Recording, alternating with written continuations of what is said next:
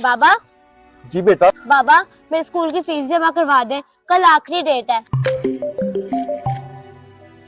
तेरे हेलो। भाई को चोट लगी, जल्दी पहुंचो। क्या? मैं अभी आ रहा हूँ। बाबा क्या हुआ, किधर जा रहे हैं? आके बताता हूँ, आके बताता हूँ। अरे बताएं तो। अरे बाबा क्या हुआ, आप इतनी जल्दी में गए थे, खैरियत तो है ना? अरे बेटा, खैरियत ही तो नहीं है।